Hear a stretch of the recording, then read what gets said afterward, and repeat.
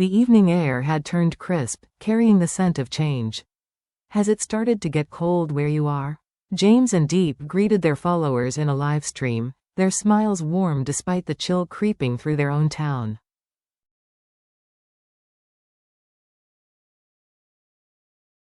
Remember to wear something cozy when you go out, Diep reminded everyone gently, her voice tinged with care.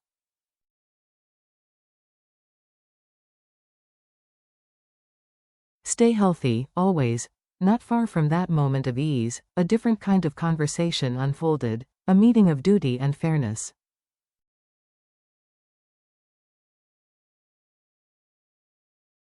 A man named Duck, a representative of the local farmers, approached James with a serious yet respectful demeanor.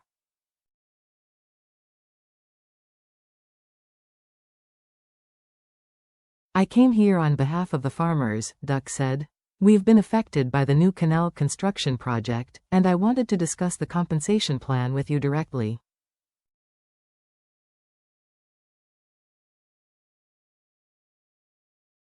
James listened intently, the faint hum of machinery nearby underscoring their exchange.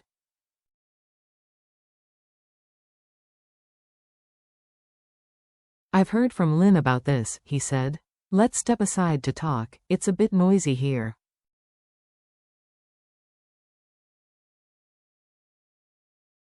The two men moved to a quieter spot. Duck explained that while the canal project had been approved by the government and contracted to their company, there were still unresolved issues.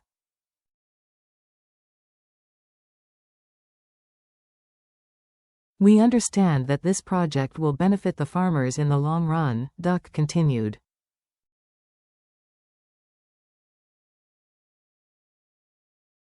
But it's undeniable that it also takes away part of their land. Our company has proposed a compensation rate of 2 million VND per plot, depending on size.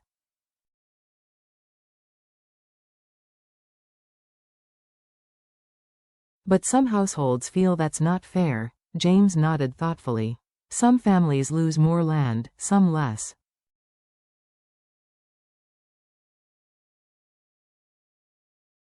A flat rate might not feel right to everyone.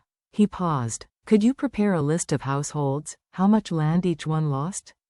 Once I have that, I'll personally review it and adjust the compensation accordingly.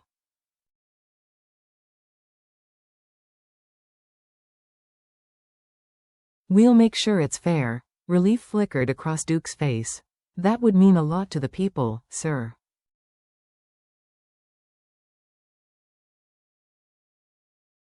They just want to be heard. James smiled faintly.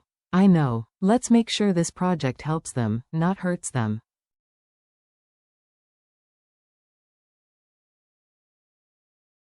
Thank you for coming today. When the meeting ended, the sun was already dipping low.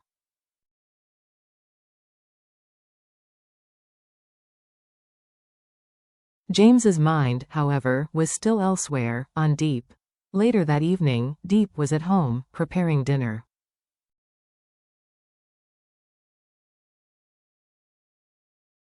Her small temporary house smelled faintly of jasmine and warm rice.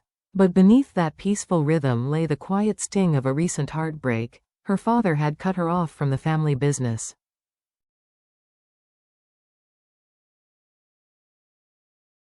You could say he fired me from his own company, she told James over the phone earlier that week.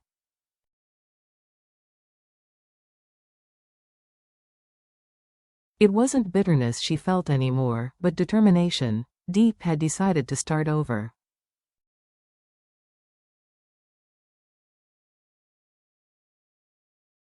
Before heading to the market, she called her neighbor, Aunt Quynh, who often helped care for little Nhi, Diep's niece.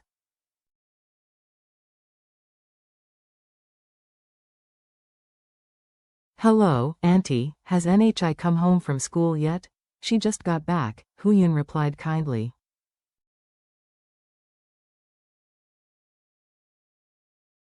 I was about to take her out to play, maybe buy her a few things. Diep smiled, grateful.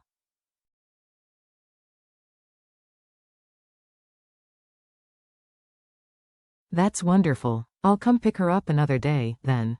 I'm still cleaning up my place.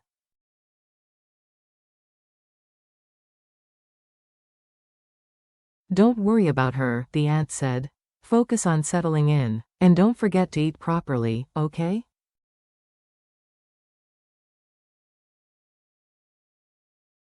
Yes, ma'am, Diep replied softly. After the call, she tidied the small kitchen, humming under her breath.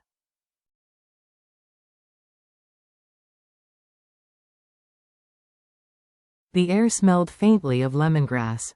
When James called to say he would be home in about an hour, she beamed.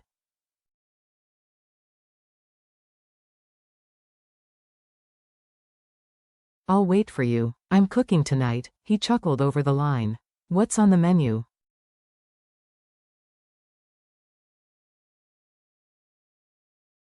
Not sure yet, she admitted. I'll see what's fresh at the market. You know I'll eat anything you cook, James said, his voice warm.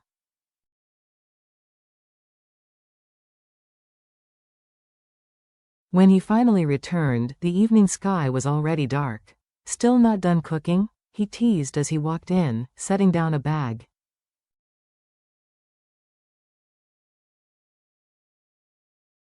Inside were 2 pairs of house slippers and a soft pillow. Long time since I've seen you in a suit, Diep said, smiling.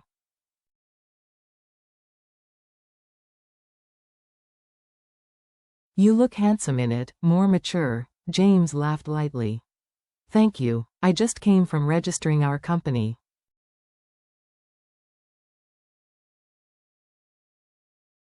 It's official now, her eyes lit up. Really? That's amazing. So soon we'll have the documents?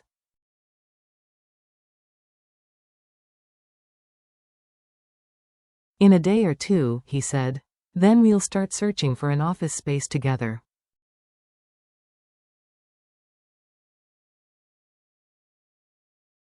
The kitchen glowed with soft yellow light as they chopped vegetables side by side.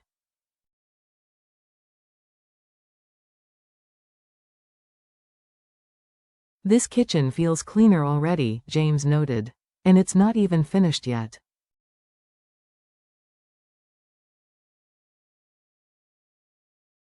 Diep nodded. Once we're done, I'll set up a proper gas stove here. Maybe even an induction one.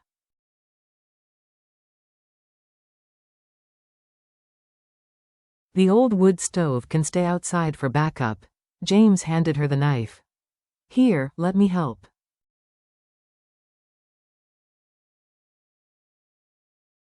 These new knives are sharp. You'll cut yourself if you're not careful, she smiled.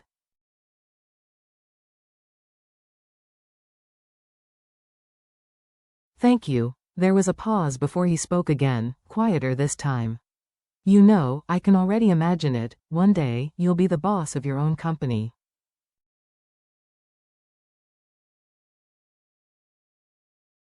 Diep laughed softly. I don't even know what that would look like. It'll be beautiful, he said.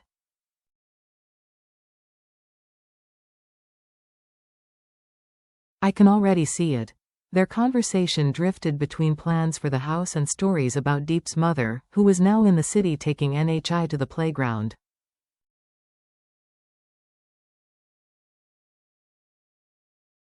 If NHI were with me, Diep said wistfully, I'm not sure I'd have time to take her anywhere.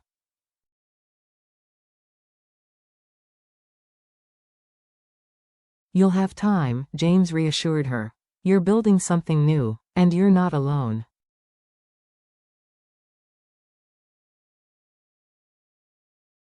Dinner was finally ready, a simple meal of rice, soup, and stir-fried meat.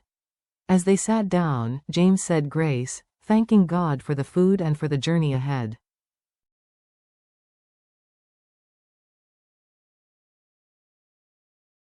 By the way, he said suddenly, a mischievous smile spreading across his face.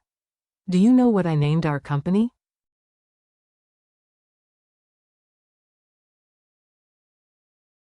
Diep shook her head. DJ, he said proudly. For Diep and James, she laughed, her eyes glistening.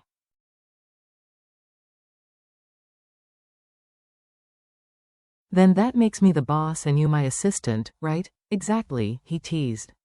I'll handle the small stuff.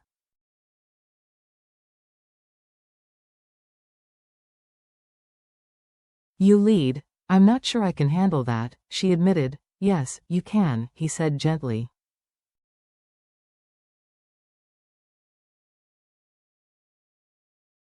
I believe in you. The evening stretched on in warmth and quiet laughter. Diep fussed over how much rice she had cooked. Too much again, she sighed, but James only smiled.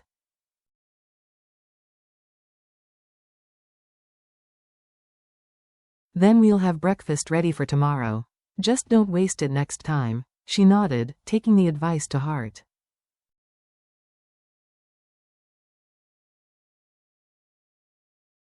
I'll learn, she said. He looked at her for a long moment. You already have. You're getting more confident, more beautiful, and smarter every day.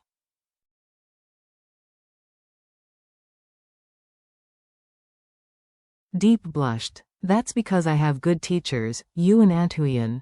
They spoke of dreams and responsibilities, of finishing the house and launching the business.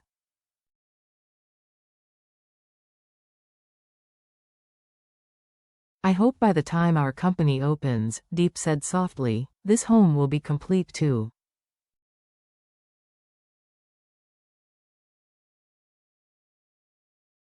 It will be, James assured her. We'll make sure of it. When they began to eat, James couldn't help but remark, you know, after a long day, just sitting here with you makes all the stress disappear.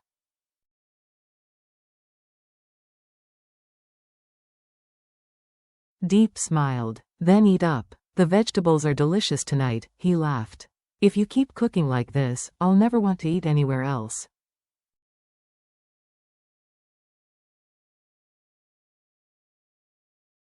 Between bites, they talked about the small things, how a stray black and white cat had been lingering near the kitchen, how it might belong to a neighbor, how cats, like people, are drawn to warmth and the scent of home.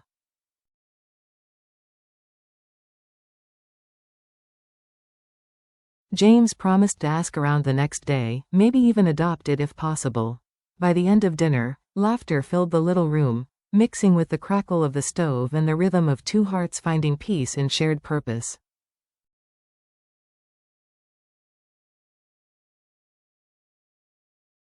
The dream of their new company, DJ, was more than a business.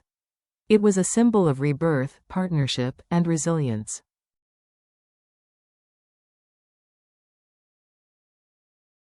As James cleared the table, he looked at Diep and said softly, you know, overcoming fate isn't just about success.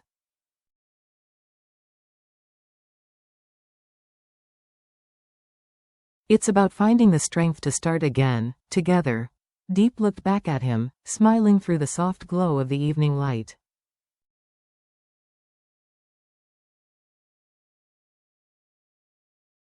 Then let's begin.